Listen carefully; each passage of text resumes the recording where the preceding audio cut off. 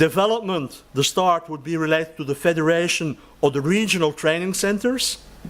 Development into mastery would go to a national training center, or this is a center CTO of top sports and education.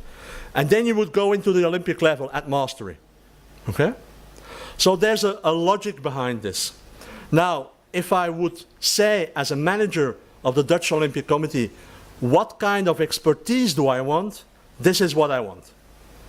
If you want to work for the Dutch Olympic Committee, as Rico knows, and Rico is part of the team also, you'll need at least this kind of level of competencies. Or in other words, if I put it in a little bit more figurative speech, education is not enough. Even professional development as a novice is not enough. Even the experienced consultant is not enough. Okay? What we actually want, and we have definitely put this into a competency profile for what we call experts performance behavior, we need those 5 to 7 years of professional development, or at least 2,000 hours during the last 5 years at elite level. And only then will you be able, and it's a bit aggressive, I know, be able to talk with me. Only then. Why? Not because of me, but in order to ensure that the quality you give to our Olympic coaches and athletes is at the level I think we need to be. Okay? And for some of my experienced colleagues, why not make this little sum? When did you start to work at the Olympic level, and did you have the number of hours? So, a question I would ask, the system we have in developing our sports psychology consultants is based on accumulation, incremental accumulation. We start, we learn, we learn, we learn. But is that really enough?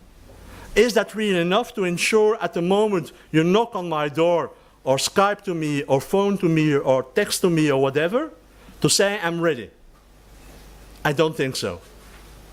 I don't want to put you off. I want those in the room who are responsible for education, who are responsible to work at the Olympic level, to understand that we need to ensure this quality. We need to ensure it. And yes, it's going to give some of our younger generations some pain. But you have to be able to enhance the system so that they are able to come to this kind of level. And the second question, and that's why I'm saying sometimes it's a silly question, but it isn't.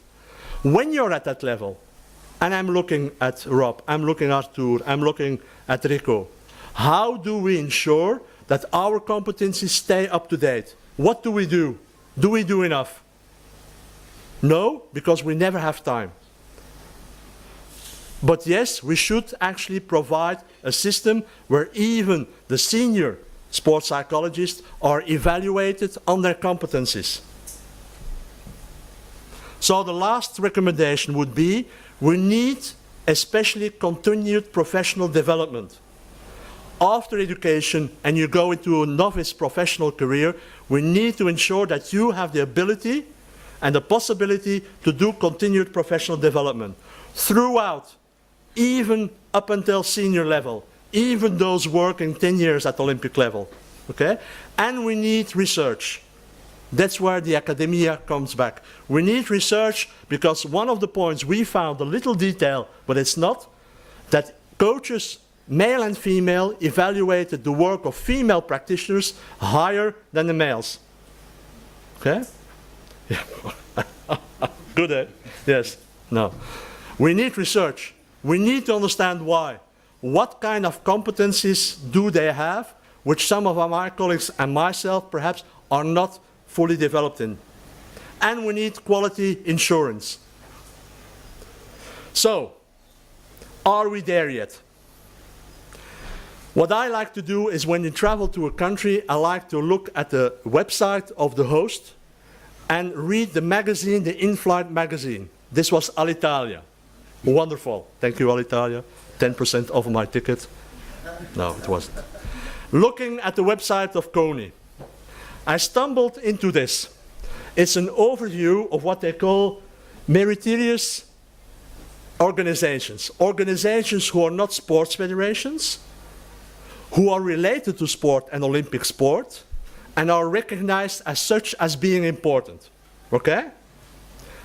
Wonderful list. For example, we'll have the Italian Union of Olympic Sports Collectors. Excellent. Hip hip hooray for Italy. But if you look at the list, where is sports psychology? Where are you with your associations? And I know you have associations. As president, I have that little list. Where are you?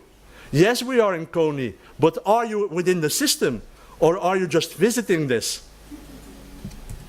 Second point, are we there yet? And this is for my Italian colleagues. And for the others, I've translated it.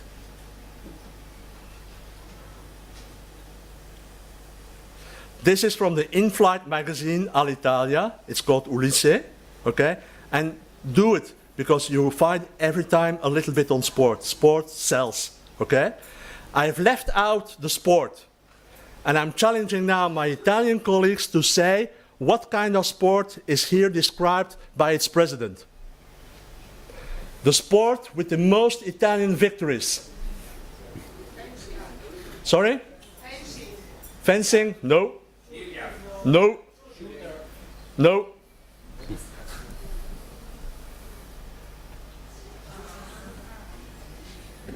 And it's not about tennis, it's about the engineer. Because if you look at the way in which the president of the Italian Tennis Federation describes elite tennis, it's engineering, it's angles, it's whatever. Where is sports psychology? Where is the focus? Where is the services we provide? Where is lifestyle skills? Where is it? Okay? I know I'm a little bit crude here, but this is a point because most of the people, if there are still people flying with Alitalia, will read this. Say, sports psychology, why do we need this? The president says, it's engineering. Okay? So finally,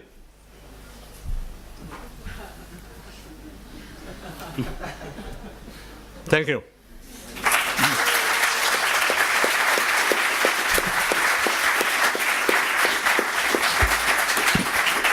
Thanks, Paul, for your presentation. I think you posed very, very many questions, but it is not time for replay.